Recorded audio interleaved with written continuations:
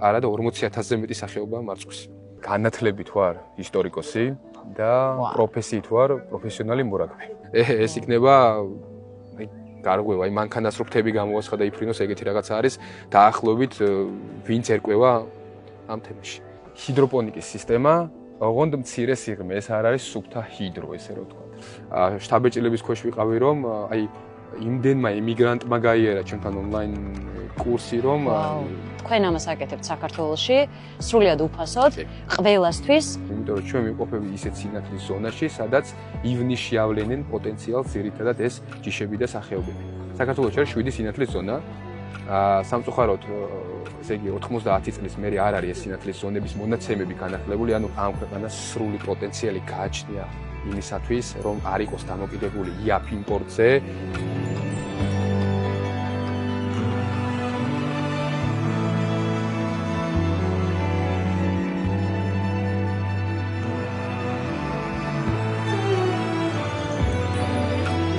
ჩვენ ახლა ვიმყოფებით ფოთში. ძალიან საინტერესო ადგილას და კიდევ უფრო საინტერესო ადამიანთან, დემეტრე ჭურღულიასთან. დემეტრე, პირველ რიგში, სანამ თქვენ საქმეზე მოგვიყვებით, თქვენ შესახებ მოგვიყევით, ვინ ხართ და როგორ მოხვედით აქამდე? გამარჯობა, მოგესალმებით, მე ვარ დემეტრე ჭურღულია, კოლხი ფერმის დამფუძნებელი.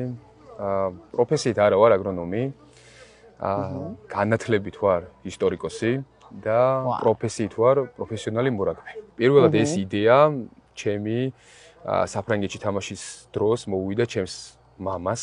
ჩვენ გქონდა რამოდენიმე ლოკაციაზე ტერიტორიები, რომელიც იყო ასათვისებელი და ხომარ გვეცადა რომ აგვეშენებინა, ესე იგი, თქვათ, სათბური. უკვე პრესტიჟულ საქმიანობად ითვლება ფერმერული საქმიანობა, მაგრამ მაინც აი ახალგაზრდა ადამიანისთვის, რომელსაც ამხელა გამოცდილება აქვს, მით უმეტეს ქვეყნის გარეთ, ამდენი წარმატება აქვს, სოფელში დაბრუნდეს და მიწასთან იმუშაოს, ეს რაღაც სტერეოტიპების მსხრევას გავს ეს ამბავი და ესეთი რაღაცა რადიკალური გადასვლები თქვენ ცხოვრებაში როგორ მოხდა, მართლა გულწრფელად მაინტერესებს. 28 წელს ვიყავი, ეს პირველად როდესაც დავიწყეთ და რა თქმა უნდა, თითოეული საქმის შესწავლა არის პირველ რიგში წარმატების გარანტი.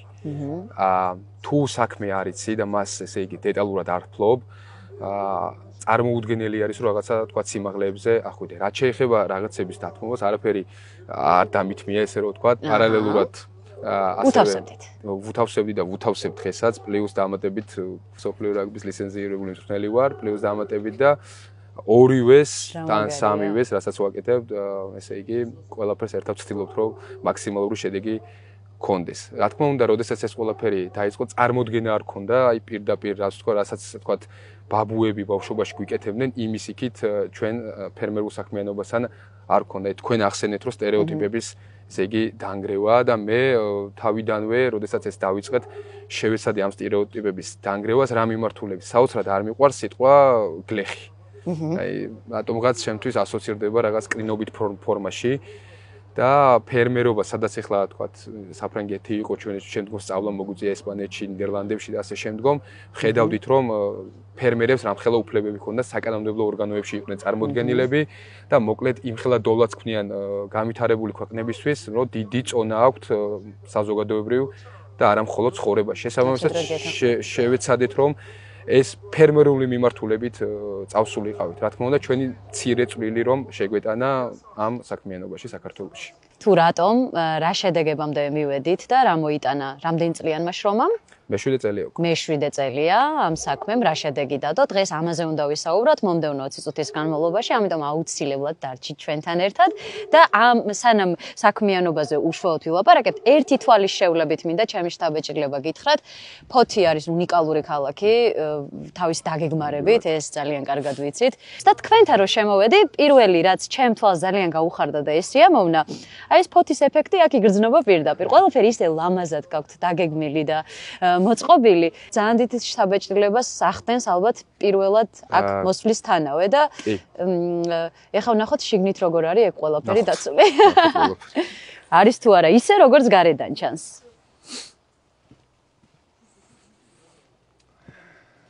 ვახ, რა სილამაზეა. აგრონომიული ენისკენ რო წავიდეთ ეს ყველაფერი და სიღრმეებისკენ, ამას ქვია ჰიდროპონიკის სისტემა, ოღონდ მცირე სიღრმე, ეს არ არის სუფთა ჰიდრო, ესე რომ ვთქვათ. შესაბამისად მცირე სიღრმე. არსებობს რამოდენიმე სახის სისტემები, რომელიც ძირითადად არის განვითარებული ევროპაში, ეს არის ვთქვათ NGS სისტემების ესე იგი სათბურები, რომელიც მაღალ ტექნოლოგიურია, თუმცა საკმაოდ დიდ დანახარჯებს და ბიუჯეტირებას მოითხოვს. ხოლო ეს არის შედარებით უფრო ბიუჯეტური, ესე რომ ვთქვათ და მას ქვია მცირე სიღრმე. ეხლა საიდან მოდის ეს მცირე სიღრმე, იმიტომ რომ საქართველოში წლიდან წლამდე ჩვენთანაც მომართვენობა როდესაც არის, ადამიანები ცდილობენ რომ ეს სისტემა ააწყონ და რა უპირატესობას იძლევა ესე რომ ვთქვათ ეს. მცირე სიღრმე ზუსტად აი ჩვენის თანა ქალაქებისთვის, მცირე მიწიანებისთვის ესე რომ ვთქვათ, ზედგამოჭრილი არის და რატო? აი ამ მცირე მანძილზე იძლევა ბევრი ენერგიის დატევის საშუალებას. კი ბატონო. თუ ეს ეგრეთ წოდებულ სტელაჟებზე, რასაც ჩვენთან ეძახიან.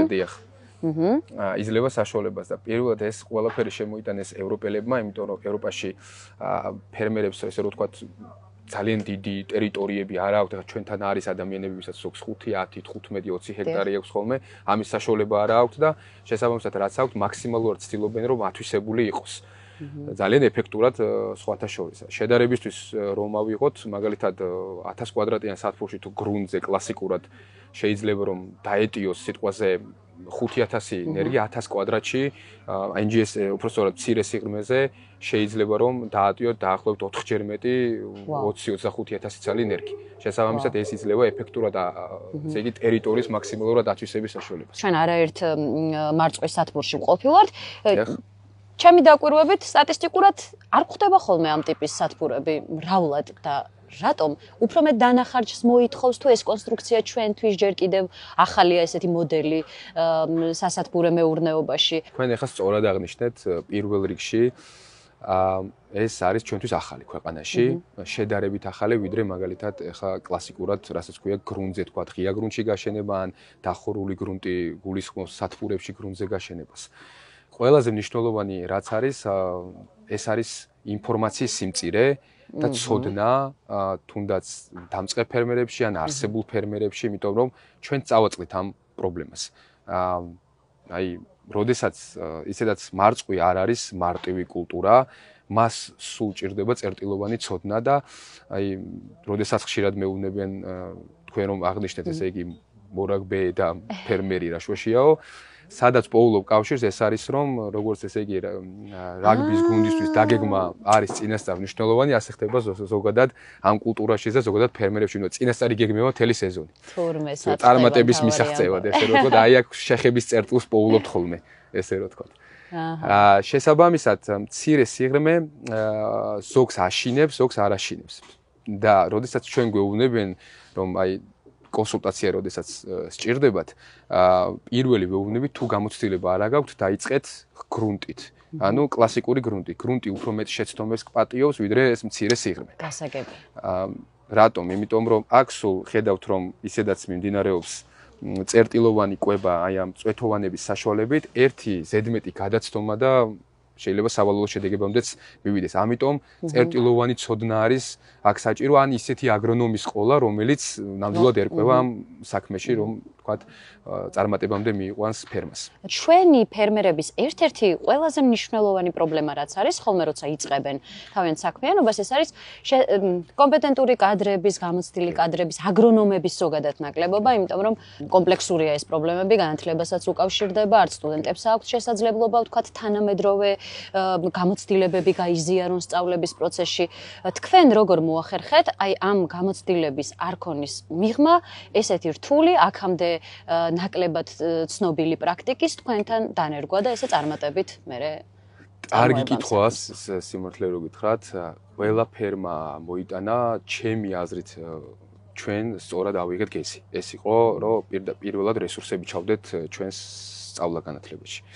გარდა ამისა, მე ესე იგი დამფუძნებელი არის ასევე ჩემი ძმაც, ასევე მორაგბე, რომელიც დღემდე საფრანგეთში თამაშობს და ესე იგი საბას ინიციატივაც იყო, რომ ჩვენ ხან საფრანგეთში, ხან ევროპის სხვადასხვა ქვეყანაში ცნობილ აგრონომებთან ხშირად ჩვენი სულ ჩვენი რესურსები ჩავდიოდით და ხან ერთკვირიან სწავლებას გავდიოდით, ხან ონლაინად ძალიან ხშირად ვიჯექით, ხან შვეიცარიელებთან, ხან გერმანელებთან, ხან აი მაგალითად ეხა შავი ზღვის აუზის ქვეყნებში ყველაზე დიდი გამოცდილება ამ მიმართულებით უკრაინელებს აქვს და ხშირად ვეკითხებოდით ასე კითხვა, ესე იგი კითხვით და ასე შემდგომ. შემდგომ ამ პრაქტიკას რაც ქონდა და გამოცდილება თეორიული იყო თუ ასე შემდგომ, ვცდილობდით რომ ყველაფერი გადმოგვეტანა ჩვენთან და სიმართლე რო გითხრათ, იმდენი სახის ექსპერიმენტი გვაქვს ჩატარებული, რომ უკვე ფაქტურად არაფრის არ გვეშინია, ესე რომ ვთქვათ.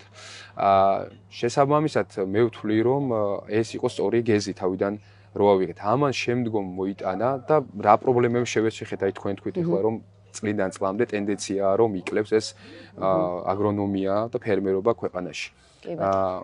ჩვენ რაც არ უნდა სამწუხარო იყოს რეგიონში ყველაზე სუსტად განვითარებული სამწუხაროდ განვითარებული ესე იგი სოფლის მეურნეობა. ამას ჭირდება რა თქმა უნდა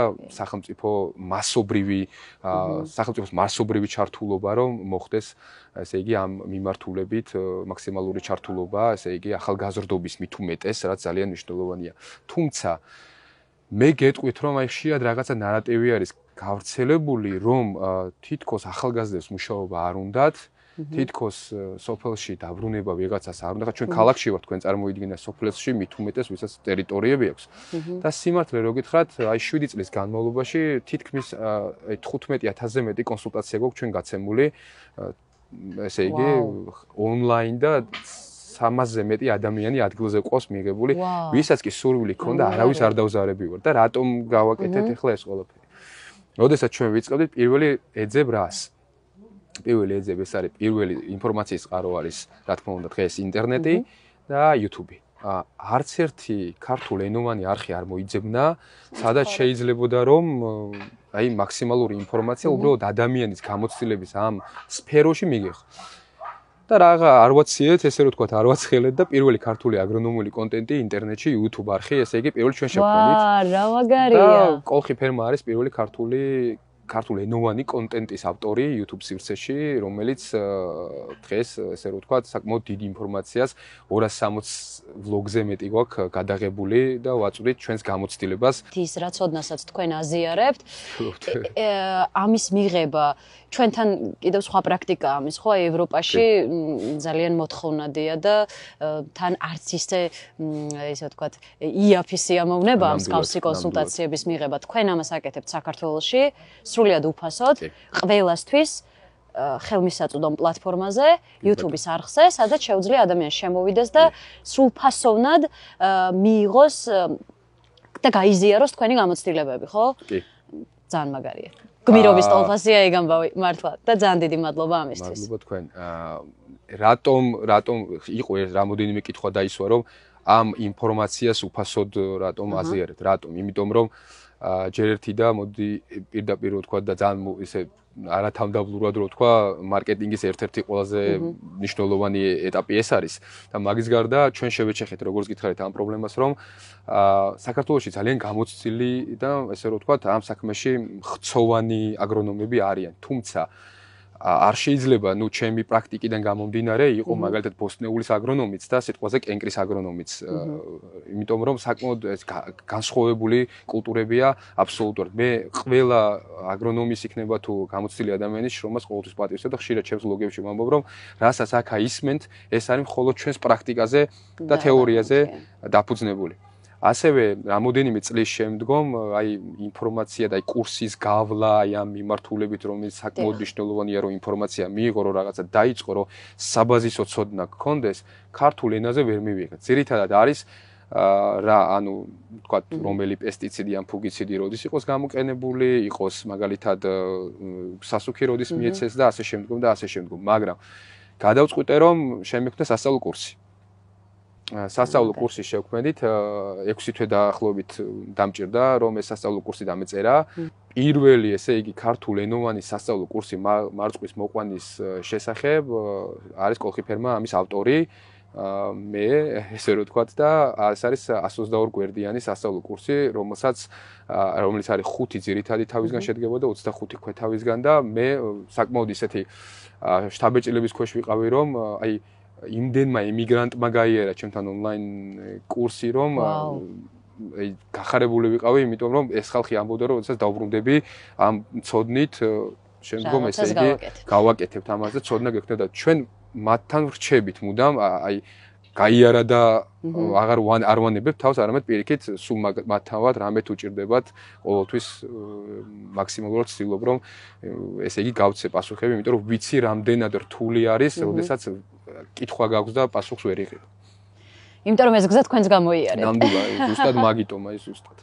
ნებისმიერი წარმატების მიღმა თუ საკუთარ ცოდნას და გამოცდილებას არ აზიარებ, ხომ ეს ღირებულებითი ნაწილისგან შენი საქმე კი არ იცლება, მაგრამ არ ივსება, მოდი ესე ვთქვა და მიხარია რომ ამას არ დაზარდით. მცირე სიღრმის მოწყობის მარწყვის სათბურს ჩვენ არ შევხვედრივართ, შესაბამისად, უშუალოდ პრაქტიკულ ნაწილზე გადავიდეთ. ერთ-ერთ სათბურში ხარ გადავინაცვლოთ კიდევ აჩვენოთ ჩვენს მაყურებელს ამ ტერიტორიაზე. ასეთი 3 ფერმაა, 3 სათბურია და დავიწყოთ პირველი რომელი იყო, რომელიც არის? პირველია ეს.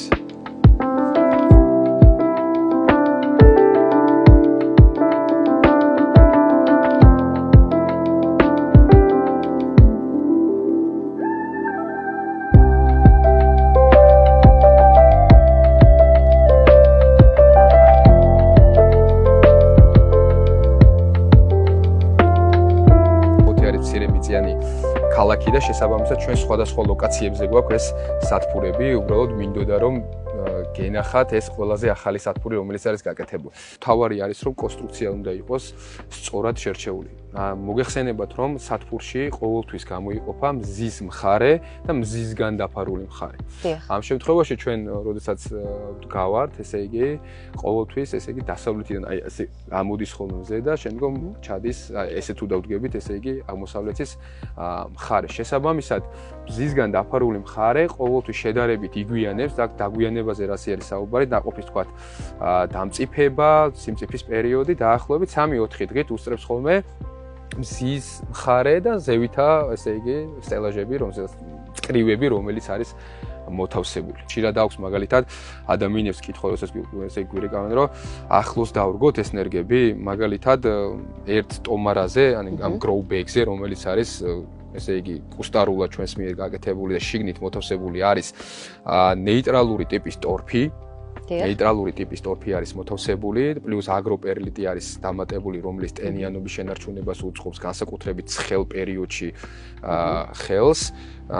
მასზე არის დარგული 5 ნერგი. ადამიანები ცდილობენ, რა თქმა უნდა, რაც შეიძლება მეტი ნერგი მოათავსონ, ეს ლოგიკურია მათ აზრში, მაგრამ მარწყვი არის კულტურა, რომელსაც პირველ რიგში ძალიან ბევრი დაავადება აქვს და შემდგომ ბევრი მავნებელი ყავს, ბევრი მტერი ყავს, ესე რომ ვთქვათ. შესაბამისად, როგორც მარწყვი კარგად გრძნობს თავს სათბურში, კიდევ უკეთესად გრძნობენ მისი, ესე იგი, მავნებლები და დაავადებები. შესაბამისად, ყოველი, ესე იგი, პრევენცია, ანუ მავნებლისა და დაავადების წინააღმდეგ აუცილებლად გრაფიკის მიხედვით უნდა იყოს გაწერილი და ზუსტად მამას გულისხმობდი აი რაგბის გუნდის სეზონის დაგეგმასთან დაკავშირებით, რომ აი ისიც იგეგმება და ესეც აუცილებლად უნდა დაიგეგმოს, არ შეიძლება არაფრით რომ რაღაცა გამოტოვებული იყოს, იმიტომ რომ აი ადრე თუ გვიან რაღაც იქ მოხდება. კი, აუცილებლად და აი ერთი ქარი და მაგალითად დაავადებებში ჩვენ ისედან ტენიან რეგიონში მით უმეტეს აი ზღვის პირას ვართ, ტენი იმხელა დონეზე არის ხოლმე ერთი გაწვიმება უნდა და ნალექი როგორც კი მოდის და ბოტრიტის სოკო, რომელიც ყველაზე მავნებელი არის, ანუ სიდამპლებთან მიმართებაში, ერთმა ქარმა შეიძლება მთელს პლანტაციაში გაგივრცელოს, ამიტომ აუცილებელი არის რომ მოხდეს პრევენცია. რა არის კიდევ გასათვალისწინებელი, რა შეცდომებით დასაწყისში არ უნდა დაუშვათ, იმიტომ რომ ერთ-ერთი კიდევ ასევე მნიშვნელოვანი პრობლემა, რაც ჩვენს ფერმერებს აქვთ ხოლმე, თავიდან დაშვებული მცირე პრობლემები, შემდეგ უკვე ძალიან დიდ პრობლემებში გადადის, რის გამოც ხშირად უკვე ამ საქმეზეც უარს იძახიან ხოლმე ფერმერები და მინდა რომ ამ მცირე დროში ბევრი ისეთი საკვანძო მომენტის გაზიარება შევძლოთ ჩვენი ფერმერებისთვის. პირველი, როდესაც იგეგმება, ფერმერმა ცხადად უნდა იცოდეს, ესე იგი, რომელ რეგიონში აპირებს ამ ესე იგი კულტურის დარგვას. რატომ? და სად აპირებს რომელ სისტემაზე? ზოგს უნდა რომ გრუნტზე დარგოს, ღია გრუნტში დარგოს, ზოგს უნდა დახურულ გრუნტში, ანუ სათბურში გრუნტზე დარგოს, ზოგს უნდა რომ აი ეს სისტემა, რომელიც შედარებით ახალია, რომ გააკეთოს. შემდგომ თქვენ როგორც აღნიშნეთ ორგანიზაციის მიმართულებით, ამ მიმართულებით აუცილებლად უნდა მიიღოს შესაბამისი განათლება, ცოდნა. ეს არის საწყისი იმისა, რომ მინიმალურ შეცდომებს დაუშვებს ადამიანი ამ, ესე იგი, მუშაობის პერიოდში. შემდგომ ხშირი კითხვა არის, რომელი ჯიში, კულტურა ავიღოთ. ხა მარწყვის მიმართულებითაც რო ვისაუბროთ, არსებობს საერთოდ ორი სახეობა. ეს არის მოკლედღის სახეობები და არის ნეიტრალ-რემონტატული სახეობები. მარტივად რო მახსნათ, მოკლედღის სახეობები საერთაშორისო ენაზე მათ ქვია ჯუნბერი. ანუ ჯუნბერი ივნისის მოსავალი, რასაც ქვია ივნისის ნაყოფი. შესაბამისად, რატომ? იმიტომ რომ ჩვენ ვიმყოფებით ისეთ სინათლის ზონაში, სადაც ივნისში ავლენენ პოტენციალს ძირითადად ეს ჯიშები და სახეობები. შესაბამისად, ნეიტრალ-რემონტატული სახეობები გვაძლევს საშუალებას, რომ მთელი წლის მოსავალი დავგეგმოთ. ანუ იცით რომ განსაკუთრებით ეხლა როდესაც მით უმეტეს ბიზნესის მიმართულებით აკეთებ ამ ყველაფერს, მაღალი ფასი აქვს არასეზონის დროს, ეს არის განსაკუთრებით ზამთარი. ზამთრის პერიოდში სპეციალურად ხდება ამ სისტემის დანერგვა, რომელიც გაძლევთ შესაბამის მოსავალს იმ პერიოდში, როდესაც ფასი არის მაღალი და რას გულისხმობს ეს? ხშირად იცის, ესე იგი, დაინტერესებულმა ადამიანმა, რომ რომელი ჯიში და სახეობა ავიღო. და პირველი კითხვა ჩვენი რაც არის და ჩემი რაც არის, რომელ რეგიონში აკეთებთ? დიახ. იმიტომ რეგიონების მიხედვით ხდება აუცილებლად დაგიგვ. ფაქტი არ არის ის, რომ მაგალითად, მოდი ავიღოთ აი მაგალითად. და რატომ რეგიონების მიხედვით ესეც რა ჩაგვიშალოთ? იმიტომ რომ მარწყვის ნერგები მუშაობენ სინათლის ზონების მიხედვით. საქართველოში არის 7 სინათლის ზონა. სამწუხაროდ, ესე იგი 90 წლის მერე არ არის ეს სინათლის ზონების მონაცემები განახლებული, ანუ დამოუკიდებელ საქართველოს სინათლის ზონების მონაცემები არ არის განახლებული და მე მომიხდა რომ ესე იგი ეს ყველაფერი ამომეღო ზესა და ჭარბად დაუხვად არის, ეს არის ესე იგი ზონები, როდესაც მეოთხე, მეხუთე ზონა, სადაც მოკლედღის სახეობებიც და ნეიტრალ-რემონტატული სახეობებიც შეიძლება რომ მოიყვანოთ, მაგრამ არის მაგალითად მთიანი აჭარა რომ ავიღოთ სადღაცა მთაში კიდევ, იქ უკვე უნდა გათვლილი იყოს, რამდენი ხნით ამოდის მზე, როდის ჩადის. ფაქტი ის არ არის რომ მაგალითად ხშირად არის რომ ვიღაცა გვეკითხება თქვენთან რა კარგად მოისხა. ეს არ ნიშნავს იმას, რომ ვიღაცა ამას წაიღებს თქვა თიანეთში სიტყვაზე და იგივე შედეგი ექნება. არის მაგალითად სან-ანდრეასი, რომელიც ახლა აქ არის დარგული ან სიტყვაზე კაბრილო ან მურანო ასე შემდგომ. ალპური ზონა გვაქვს ჩვენ სამცხე-ჯავახეთში, სადაც ფერმერები მუშაობენ და იგივე რომელიც ჩვენთან იწყებს, აი ახლა თქვენ ხედავთ რომ დაკრეფილია დღეს, ისინი ამ კრეფვას ღია გრუნტში იწყებენ ივლისში. მათთვის სინათლის ზონა მაქსიმალურად აქტიურდება ივლისში, ხოლო ჩვენთან უკვე მაგალითად მარტში და აპრილში. აი ეს არის ძალიან ბევრი ცოდნის თემა, რომელიც საქართველოს ჩემი აზრით უნდა განივრცოს. თქვენ გაქვთ საკონსულტაციო ჯგუფი, სადაც ნებისმიერ დაინტერესებულ პირს შეუძლია მოგმართოთ, რა სერვისს თავაზობთ უშუალოდ, ვის აქვს ამ სერვისთან ხელმისაწვდომობა და ეს ლოჯისტიკური დეტალებიც, იმიტომ თქვენ ფოთში ხართ, შესაბამისად შეიძლება სხვადასხვა რეგიონიდან იყოს მომართვიანობა და ამას როგორ ართმევთ თავს? გარდა იმისა, რომ ანუ პირველ რიგში აგრო მიმართულებით, ესე იგი სასწავლო კურსი გვაქვს და საკმაოდ დიდი მომართვიანობა ხა მაისამდე თლიანად ჯგუფები შევსებული გვაქვს. გადავწყვიტეთ, რომ ასევე სათბურის კარკასების, ანუ აშენებასთან დაკავშირებით გაგვეკეთებინა საკონსულტაციო ჯგუფი, იმიტომ რომ საკმაოდ დიდი მომართვიანობა იყო. ჩვენ გვყავს ჯგუფის ინჟინერი, ნუ არ ვიცი 30 წლიანი გამოცდილებით ადამიანი, რომელიც ამ სფეროში მუშაობს უკვე მრავალი წელიწადია და მასთან ესე იგი კონსულტაციის შემდგომ გადავწყვიტეთ, რომ კოლხი ფერმას დაემატოს ეს მომსახურება, რასაც ქვია, ესე იგი სათბურების აშენება და ჩაბარება. თუ შენდება სადღაც სამტრედიაში და მეორე შეიძლება აშენდეს რომ მაგალითად აჭარაში, შემდგომ როგორც დაამთავრება, შემდგომ ვისიც არის შეკვეთა, თქვათ მოცემული, შემდგომ იქ გადადიან სამუშაოდ და სრულდება, რა თქმა უნდა, ამას ჭირდება დაგეგმა. სათბურის აშენება, ხა გამოცდილმა ადამიანებმა ძალიან კარგად იციან რომ ხდება როგორც ჩვეულებრივი შენობა ნაგებობის აშენება და სახლი როგორც შენდება, ესე იგი ადამიანისთვის მას ჭირდება გეოლოგიურად ნიადაგის შემოწმება, იმიტომ რომ არ შეიძლება მაგალითად ჩვენ ვართ ჩვენ ფოთში მაგალითად არის ისეთი ნიადაგები, რომელიც არის ესე იგი ფხვიერი, შედარებით სუსტი და ასე შემდგომ და იგივე ფუნდამენტის გაკეთება არ შეიძლება, მაგალითად ჩახვიდეს სადღაც მთაში, სადაც ყამირი ნიადაგები შეიძლება იყოს უფრო რთული, ესე იგი კონსისტენციის და შესაბამისად მან უკვე სხვანაირი ფუნდამენტი ჭირდება. აი აქედან იწყება პირველ რიგში დაგეგმა. შემდგომ ესე იგი ქარის მიმართულება როგორ უბერავს, ესე იგი როგორ ქრის ეს ქარი, იმიტომ რომ ქარის დაწოლა არის ძირითადად იცით პირველი მტერი არის სათბურების ეს სტიქია.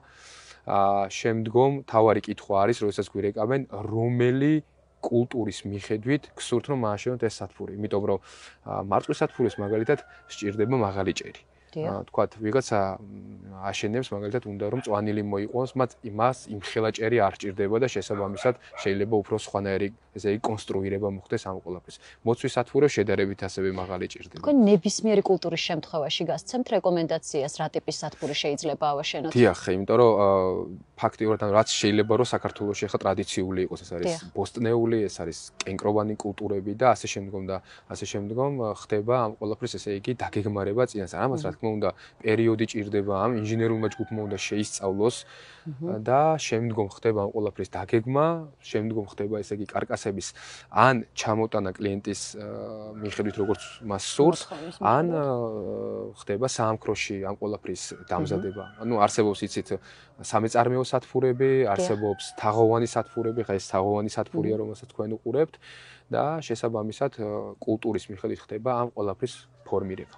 მეთქმის ყველა სოციალურ ქსელში ვართ, ესე იგი პლატფორმაზე ვართ წარმოდგენილები, ნუ ჩემი საყვარელი პლატფორმა რა თქმა უნდა YouTube-ია, მაგრამ მაქსიმალურად მე და ჩემი გუნდი ყოველთვის ვცდილობთ რომ პასუხი გავცეთ მოკლეს დროში ადამიანებს, იმიტომ რომ კიდევ ერთხელ ვამბობ და გამიმეორებ რომ ძალიან კარგად გვახსოვს, როდესაც ჩვენ ვიწყებდით და რამდენად მნიშვნელოვანი იყო ჩვენთვის თითოეული პასუხი და როდესაც აი მოტივირებული არის ადამიანი, ზუსტად ის მოტივაცია მაშინ არ უნდა დაუერთდეს. დაუნელდეს კი. დაუნელდეს. ნამდვილად ასეა. თქვენ გეხმარებათ ვინმე თუ ყველაფერი თქვენი ძალებით დაიწყეთ და მიყვებით? არა. ჩვენ დახმარების მიმართულებით არავინ არაფერს არ დახმარებია, მაგიტომაც სულ ყოველთვის როდესაც ჩვენს ან ჩემი სტუდენტები როდესაც გაივლიან ჩვენ კონკურსს, სულ ვეუბნები რომ თქვენ გაგიმართლათ თქო, იმიტომ რომ მე მაქსიმალურად ვცდილობ, ანუ რა თქმა უნდა ხუმრობ ხოლმე ამ მიმართულებით, მაგრამ ამაში ამ ხუმრობაში სიმართლის მარცვალიც არის, იმიტომ რომ მართლა არ ვიცოდით ვიზე მიგვემართა. კი, ბევრი იყო ვისაც მივართეთ, მაგრამ იცით როგორ არის? მარწყს და ამ კულტურას ჭირდება წერტილოვანი ცოდნა და არა ის რომ მაგალითად არა ეს კარგია მოიყვანე და არა ეს ცუდია არ მოიყვანო. ეს საერთოდ შეიძლება არა ამას ადამიანი მერე თვითონ გადაწყვიტავს. აქ საუბარი იყო დეტალებზე სულ, იმიტომ რომ დეტალებისგან შედგება ეს ყველაფერი და ეს დეტალები ინფორმაციის სიმწირე იყო ძალიან. შესაბამისად, სადაც მივდიოდით მე ეს უცხო გამოცდილება რაც იყო, ნუ აი დამერწმუნეთ რომ მე არ ვიცი აი არც იურისტებს ჩამორჩებიან, არც არ ვიცი ვინ შეიძლება კიდე რო თქვათ ექიმებს ჩამორჩებიან, ყველა ხო თავის საქმეში პროფესიონალი აგრონომები ზუსტად ეგრე არის. აი ისეთი ძლიერი აგრონომები არიან უცხოეთში, რომლებიც სულ დეტალ ცდილობენ აგიხსნან და მე მაგალითად შემიძლია გითხრათ რომ მარწყვი მაგალითად სულ მეგონა ერთი სახეობის, როდესაც ვისწავლი წითელი და მორჩა. არა და 40,000-ზე მეტი სახეობაა მარწყვის. და მიმდინარეობს ამ მარწყვის ჯიშების განახლება, როგორც ავტოკონცერნები ყოველწლიურად ანახლებენ მოდელებს. ჯონ ბერი რომ თქვია ივნისის სახეობა ერთხელ რომ მოისხამს და მე ელოდები. ცდილობენ რომ ისეთი ჯიში ესე იგი გამოუშვან მათ ბაზაზე, რომ ამ მოკლე დღის სახეობებს ესე იგი ორჯერ აიღებენ წელიწადში.